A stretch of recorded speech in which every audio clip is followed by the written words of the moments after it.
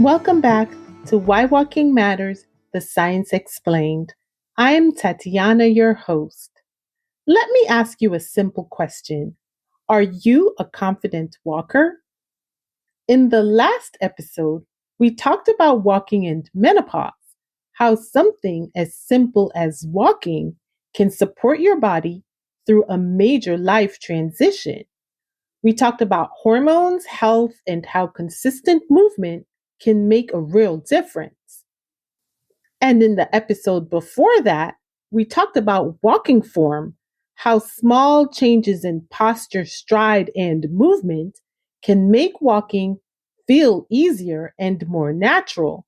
And that's important because when something feels better, you're more likely to keep doing it because none of the benefits of walking matter if it doesn't feel doable in your everyday life. As we start the new month, it's always a natural reset point, a chance to rethink routines, build better habits, and maybe approach things a little differently.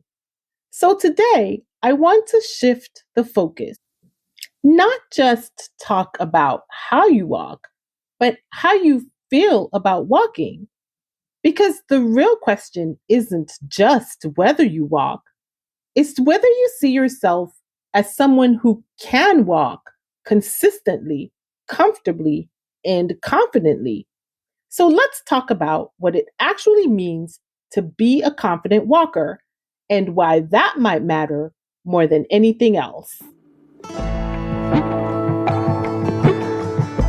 So, listeners, are you someone who walks occasionally, or are you someone who feels comfortable, consistent, and capable walking anywhere at any time?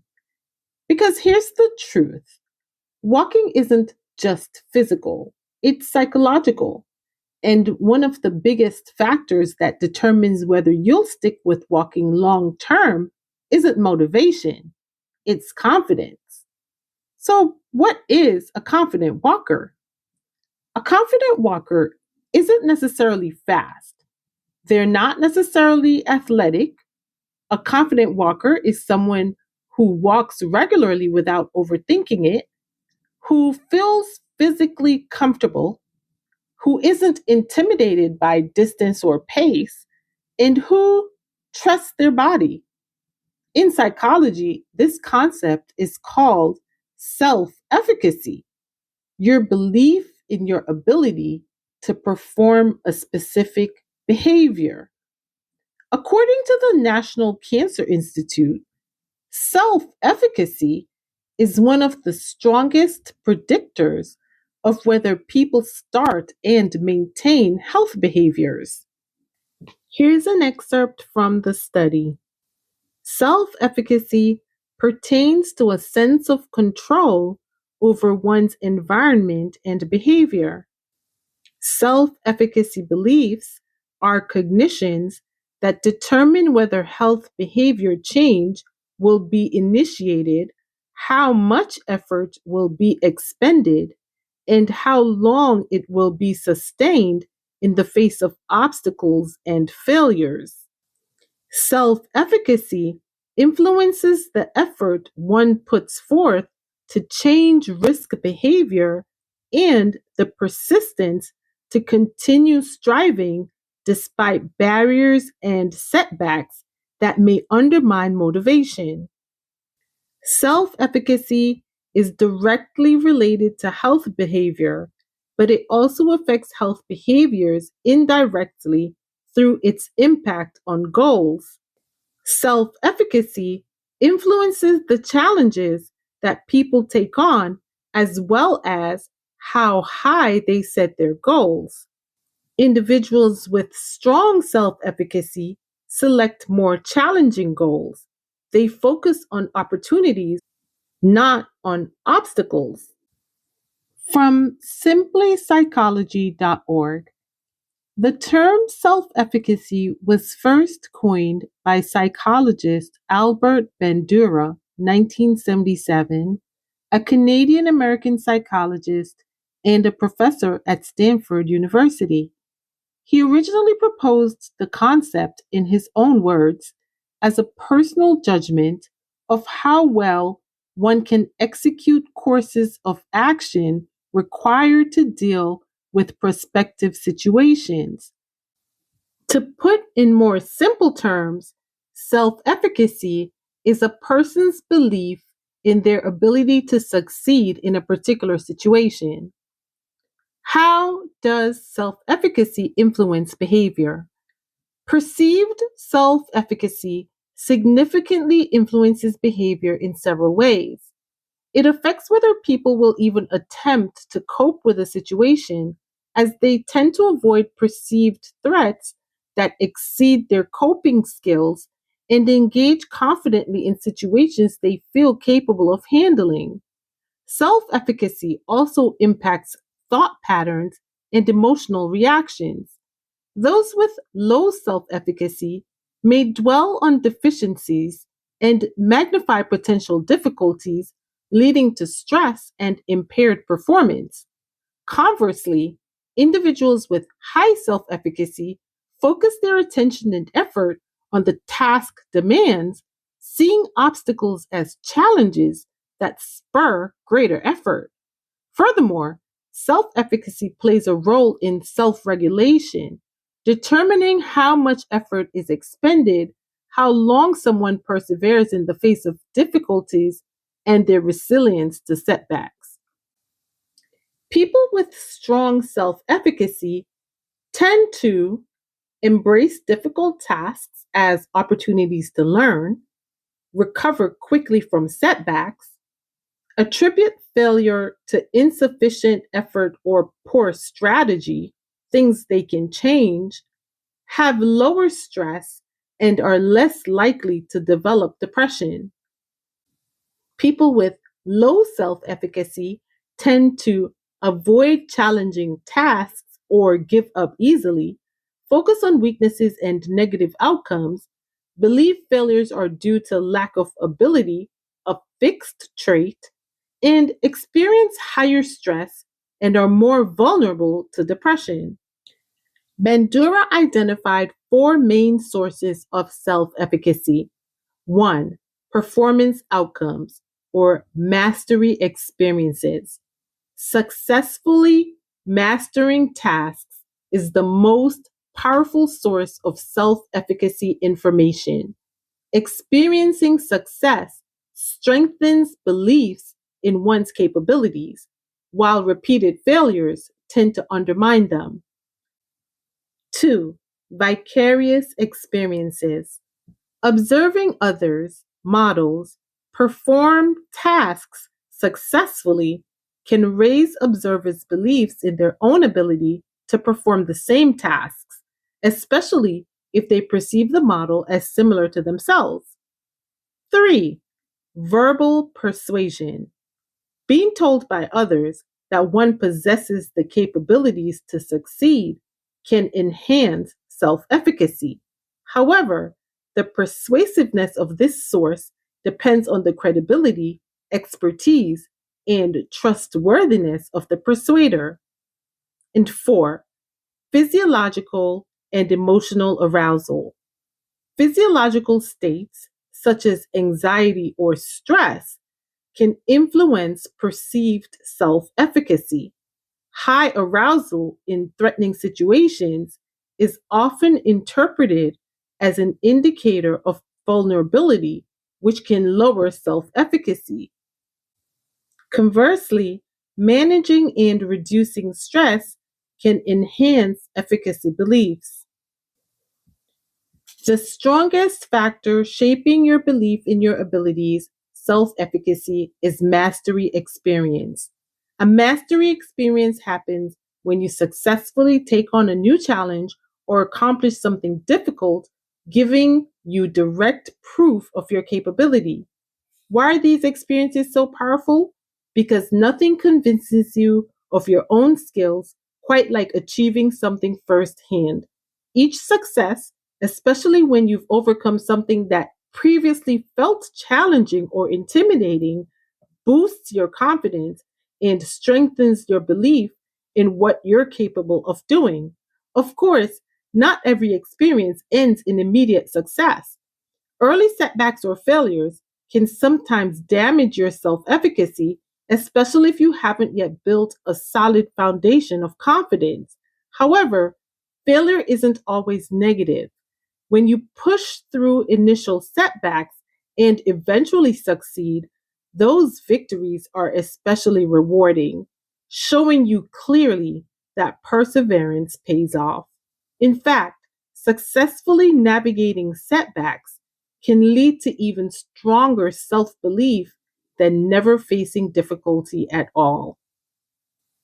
People who persist through challenges develop a resilient type of self efficacy, one that's powerful enough to withstand future setbacks and difficulties. Practice is crucial because it's the clearest path to mastery. But why does practicing work so effectively?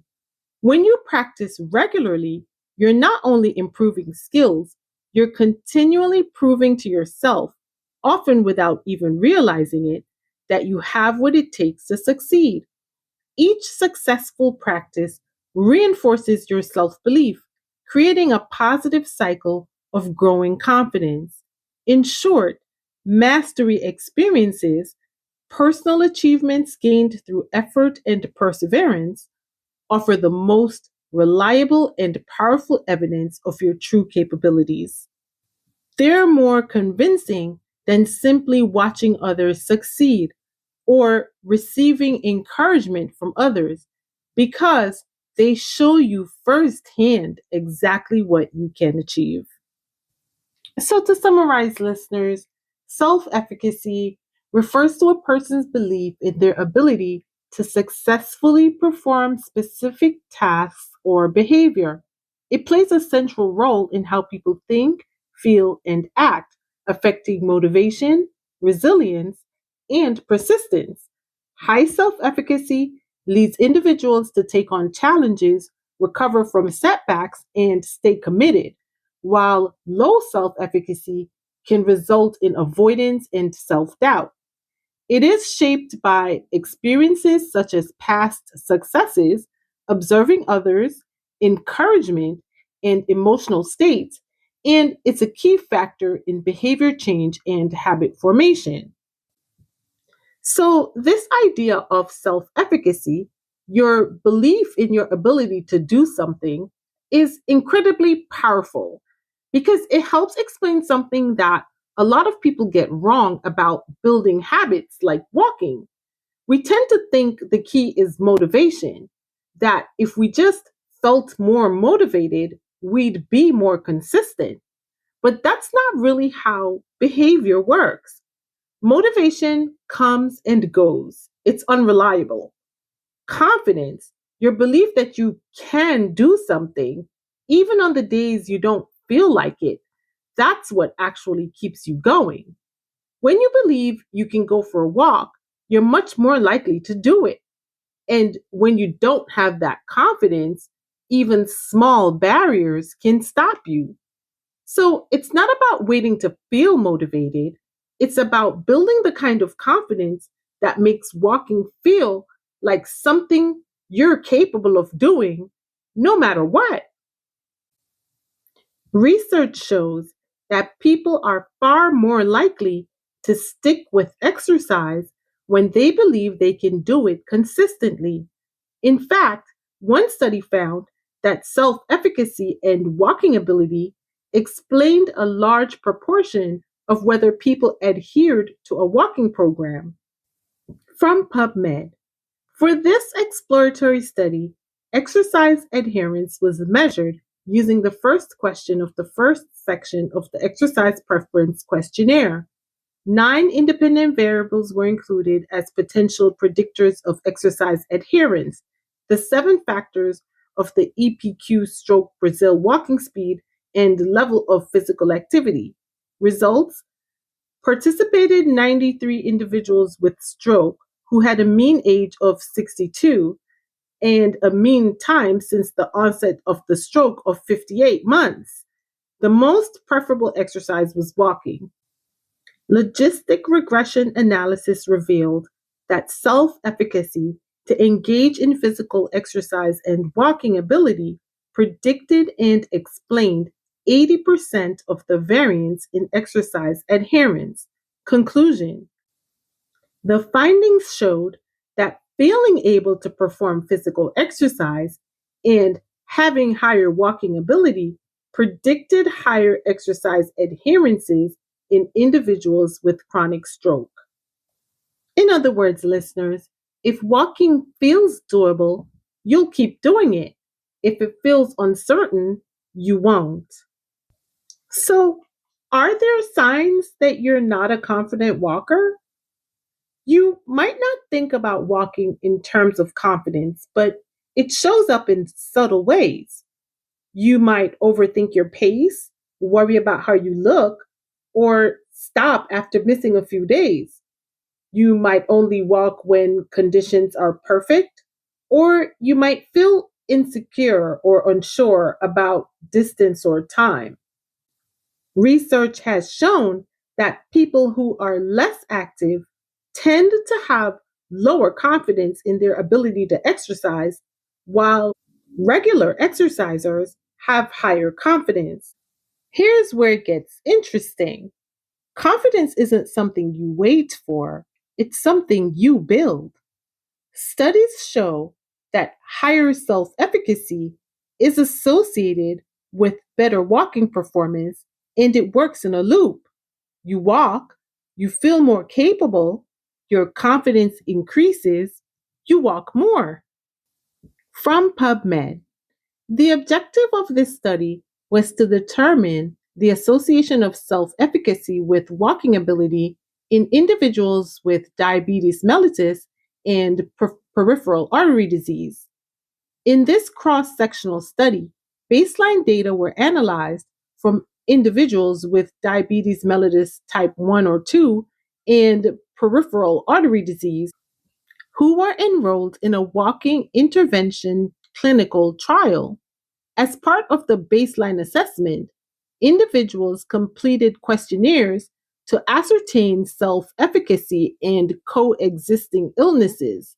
In addition, participants completed a treadmill walking test and a 6-minute walking test. A total of 145 individuals were enrolled, mean age 66.5, with diabetes mellitus and peripheral artery disease. 45 were women.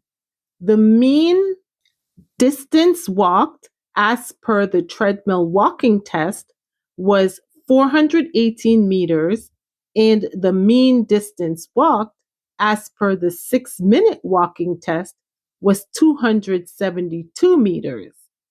As measured by the treadmill walking test and the 6-minute walking test, self efficacy was associated with treadmill walking distance and the 6-minute walking test after adjusting for comorbidities, social habits, and disease severity. In conclusion, self efficacy, a psychosocial mediator for behavior change, was significantly associated with walking ability in individuals with diabetes mellitus and peripheral artery disease. This, listeners, is the confidence loop. This is how walking becomes part of your identity. What actually builds walking confidence? It comes from doing something repeatedly and successfully.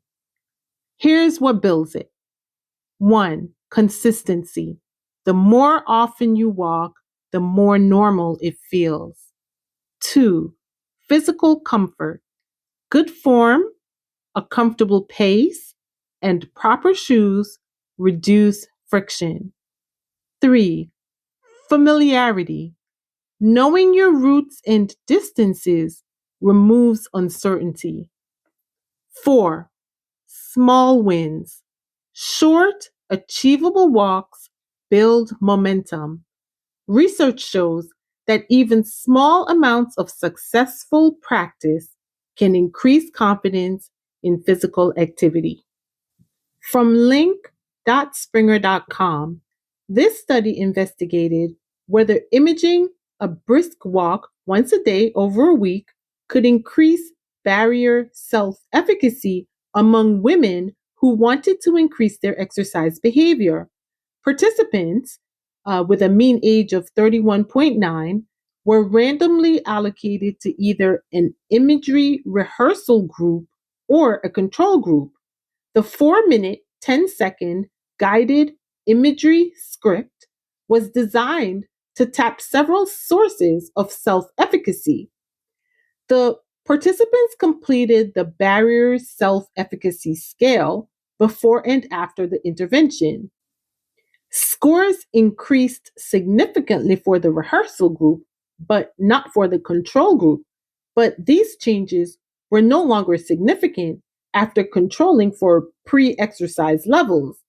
Results show preliminary evidence that imagery can be used by women to increase their barrier self efficacy, which in turn may increase the likelihood of successful exercise adherence. That's amazing, listeners. Even imagining a daily brisk walk for 1 week could boost confidence in overcoming exercise barriers. The most important part in all of this is the identity shift. The difference between saying, I'm trying to walk more, and I'm someone who walks. That shift from effort to identity is what makes habits stick. And confidence is what makes that identity believable. You don't need a complicated plan. Start by walking for 10 to 15 minutes most days. Keep your pace comfortable, track your progress, and gradually increase over time. The goal is to make walking feel normal. So, listeners, you don't become a confident walker by waiting to feel ready. You become one by walking again and again until it feels like part of who you are. Because the real secret to walking consistently isn't motivation, it's believing you can. And the best way to build that belief is to take the next step. Walking isn't just physical, it's psychological. And the real barrier isn't time, fitness, or knowledge. It's, do I feel like someone who can do this consistently? Confidence, self efficacy drives exercise behavior. Confidence predicts consistency. Confidence is linked to walking ability. Confidence determines whether people even start, and confidence increases through practice. Thanks for joining me again this week, listeners. And remember, if you're enjoying this podcast, be kind, share with a friend. And as always, links to all sources used in this episode can be found in the podcast description or show notes.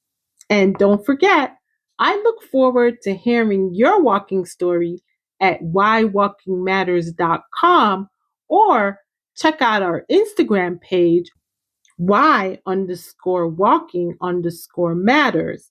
Until next time, listeners, happy walking.